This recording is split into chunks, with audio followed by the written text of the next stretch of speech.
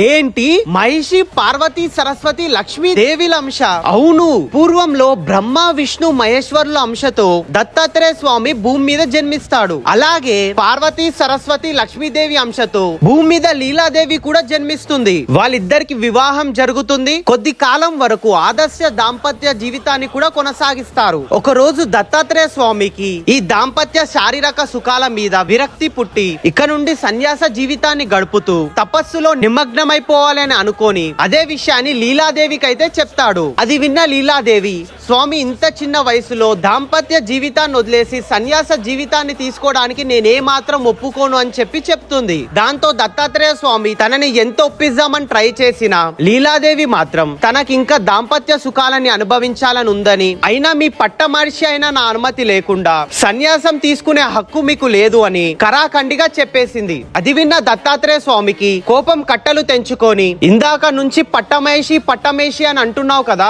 అయితే వెళ్ళి ఒక రాక్షస కులంలో మహిషానివని జన్మించు అని చెప్పి శపించాడు. అది విన్న లీలాదేవి, నన్నే శపిస్తారా? అయితే మీరు కూడా నాలాగే భవిష్యత్తులో మహిషిలాగా జన్మించి కామ వాంఛతో నన్ను వెతుక్కుంటూ వస్తారని చెప్పి శపిస్తుంది. ఇలా ఇద్దరు శపించుకోవడం వల్ల కొద్ది కాలం తర్వాత కరంబుడు అనే ఒక రాక్షసుడి ఇంట్లో లీలాదేవి మహిషిలాగా జన్మిస్తుంది. తన సోదరుడైన మహిషాసుని అమ్మవారు చంపినందుకు బ్రహ్మదేవుడికి ఘోర తపస్సు చేసి వరం తీసుకొని ఈ ప్రపంచాన్ని ఏలుదామని చెప్పి చూస్తుంది. అప్పుడే మహిషిని అంతం చేయడానికి సాక్షాత్తు హరిహరులకు పుట్టిన అయ్యప్ప స్వామి అయితే జన్మిస్తాడు. ఇలా పార్వతి సరస్వతి లక్ష్మీదేవి అంశతో లీలాదేవి జన్మించి దత్తాత్రేయ స్వామి శాపంతో మహిషిలాగా జన్మిస్తుంది. ఇలాంటి మంచి ఇంట్రెస్టింగ్ వీడియోస్ కోసం ఈ పేజ్ అయితే ఫాలో చేయండి. ఇంకొకటి, స్వామి శబరిమల వెళ్ళడానికి స్వామిలకు ఎవరికైనా వెహికల్ లేకపోతే మా లాంగ్ రే కాస్ యాప్ లో కార్ ని రెంట్ కి తీసుకొని వెళ్ళండి. కార్ ని ఎలా అయినా మీరే డ్రైవింగ్ చేసుకుంటూ వెళ్తారు కాబట్టి